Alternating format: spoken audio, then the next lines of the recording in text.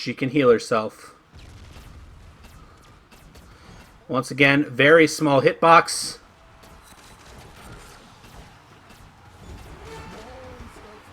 As you can see. Zombie apocalypse.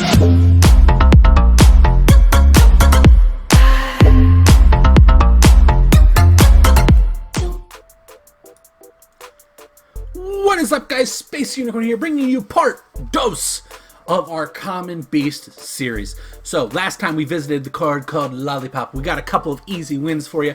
Showed you the mobility options, the small hitbox, and the splash damage of that character. Now, let's move on to the next character in this section. That being Andrometa. For those of you guys who don't know who is Andrometa, and if you're not using her, you are losing matches. I am sorry. This card is so strong. Probably the best one-on-one card in the game right now. There's a quick statistical rundown. As you can see, movement speed isn't terrific. It's alright. But this, look at that radius of splash damage, 3 meters. There are some very interesting things you can do with this card, and I will show you how to do them in the upcoming matches. So let's hop into a match, and we're going to go over Andrometa. So, as you guys remembered in the last series, Common Beasts are cards that anybody has access to and are still viable at all levels of play. So that means even in the upper Arena 10 players. You will not find a successful Arena 10 player that is not running Andrometa. Sorry.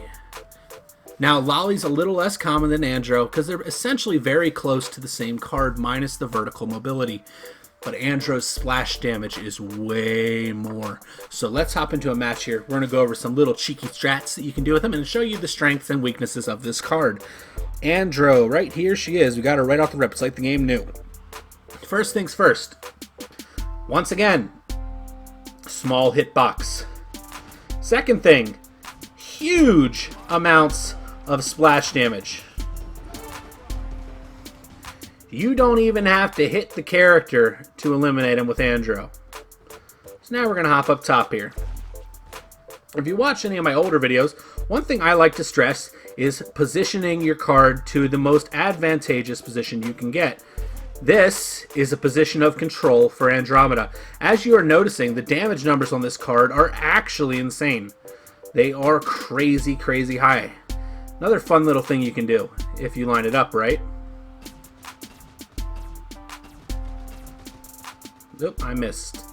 You can actually hit that tower from the top shelf here. And all you want to do with this card is essentially just aim at your opponent's feet. It's very, very, very efficient, as you can see. 45 without actually hitting the card. As you can see, tower damage at 20 per pop with a relatively quick reload speed is very, very strong. As you can see, we are just melting this tower. Her ult gives her a little bit of vertical mobility and a little bit of knockback. A direct hit, as you're also seeing, is 72. That is a lot, especially with the fire rate for this particular card. 72 is a lot of damage, just as 45 is as well. And as I said before, best one-on-one card in the game. Literally just wiped the whole squad without even thinking about it.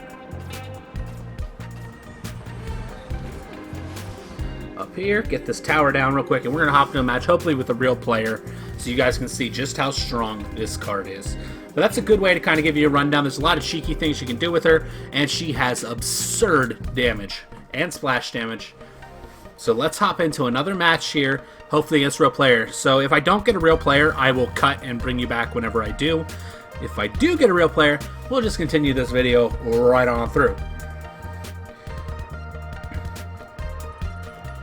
Andro. I don't really care for running Andro. I'm going to let you in on a little secret, guys. A little secret. I don't like running Andro because she's too strong in my mind. But here is our opponent. He is going to face the wrath of Andrometa. So here we go. There's a difference between like and know whenever it's time to run a card. As you can see, some easy damage down that channel there. Right now, there's actually probably, yep, that's another underrated card right there, Katrina.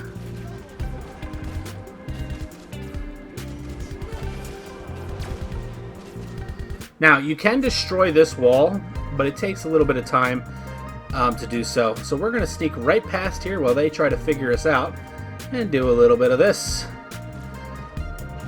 And we're going to demonstrate another strength of this card. One-on-one, this card is pretty much superior to everything. The only one that really competes with it is Queen Boom, and that's because Queen Boom, well, she can heal herself. Once again, very small hitbox.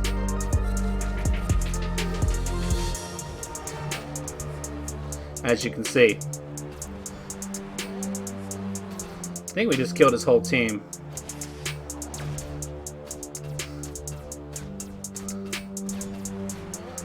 Right now he's going to lose his Mimi.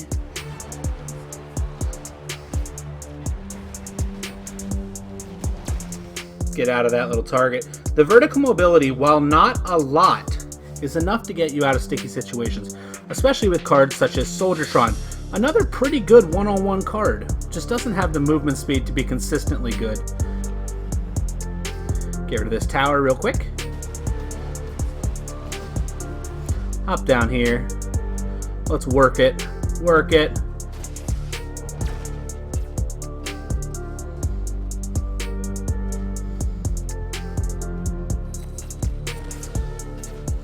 That's an interesting play.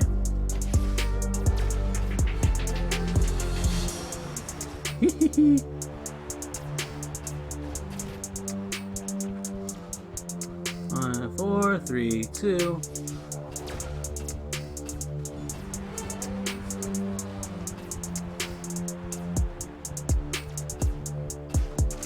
Oh, he finally got me.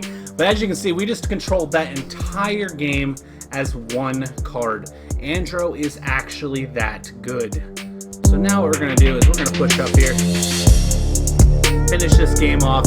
That is part 2 of our 5-part series right now. Andro is our second common beast, joining the rank of Lollipop.